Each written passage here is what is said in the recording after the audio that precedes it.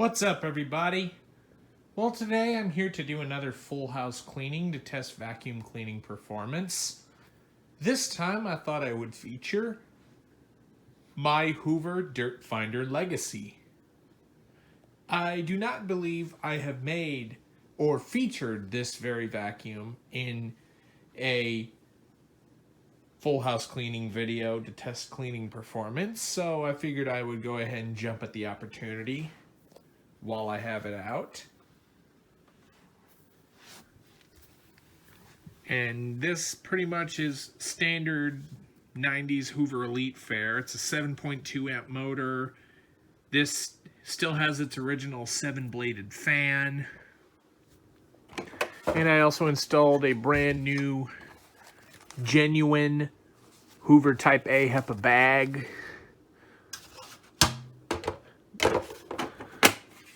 And here is the brush roll in it.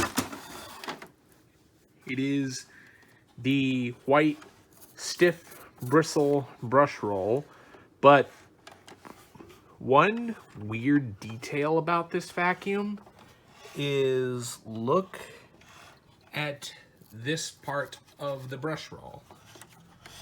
This did not come factory this way.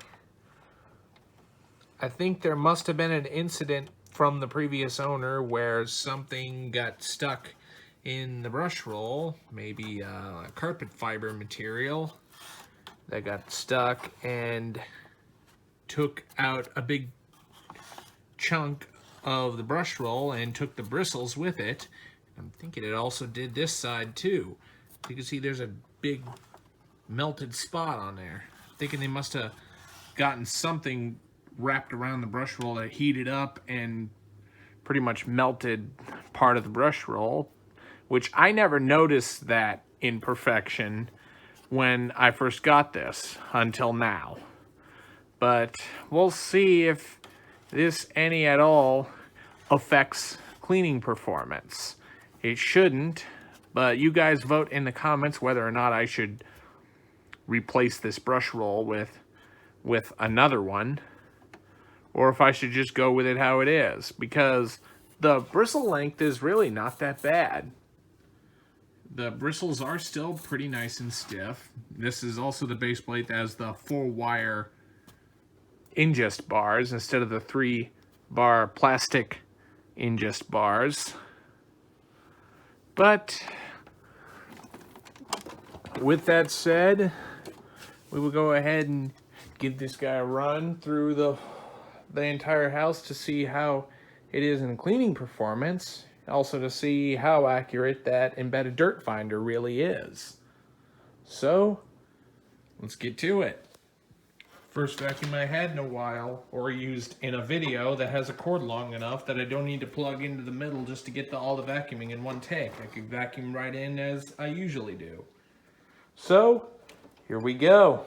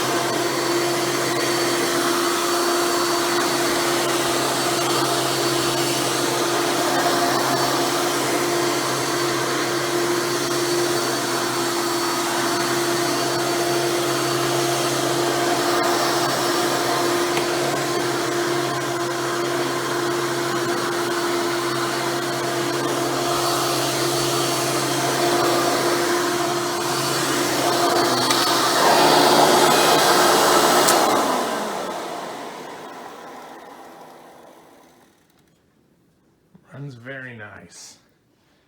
I will admit it definitely takes some getting used to for me, knowing these square hood Elites. I would expect them to have a side mount switch right here, but this one has a handle switch, and that's partly to do with the mechanisms for the embedded dirt finder. You can even see just where the side switch was capped off from the factory so that they could use a handle switch. But I digress. This thing does groom very nice. I mean, I almost couldn't tell that this brush roll was partially damaged. Still manages to groom amazing. Like, and the agitation is still great since it's got stiff bristles. And also the fact that it's got the 4-wire ingest bar base plate, it leaves much more beautiful lines than the 3-bar plastic ingest bar base plate. So, very nice. So let's go ahead and continue on.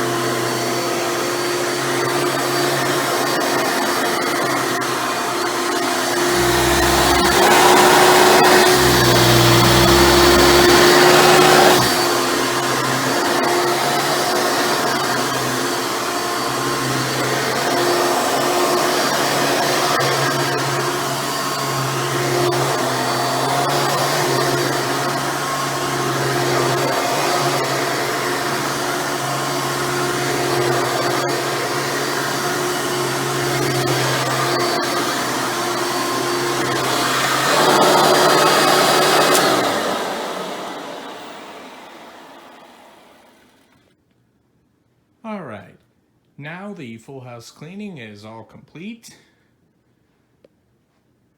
Just your typical feeling of using any other Hoover Elite. And although my take on the embedded dirt finder feature, I find this feature to be kind of a gimmick, because there's truly no actual way to sense how much dirt is being picked up out of your carpet. But the thing I do like about it, for the average consumer, it does give them the state of mind that their vacuum is actually working. However, that does not give this any different performance numbers compared to, say, a Hoover Preferred. That's what this vacuum is based off of, by the way. And they honestly perform exactly the same with or without the embedded dirt finder. And that goes for the same thing like, say, the Hoover Wind Tunnel. That was the other vacuum after the Elite that came with an embedded dirt finder. And I do believe, with or without the dirt finder, it's going to perform exactly the same, depending on how good of condition the brush roll and the rest are. But for now, let's go ahead and see how much this picked up. As you can see, yep, right up here, this is the little battery compartment for the embedded dirt finder. And I'm not gonna take time opening up, but it takes a little 9-volt battery that runs the embedded dirt finder. But now let's go ahead and see what this thing picked up. As usual, there's always a giant mixture of fine dust, a bit of pet hair, definitely a lot of material from the downstairs rug. But this is really fantastic performance. Better than some of the other Elites I've tested. And that's partly attributed to how stiff the brush roll is on this. And the fact that it's a dual row. So naturally, you're going to have fantastic cleaning performance out of this. Let's see if I can find the best way to tuck this bag out of the way.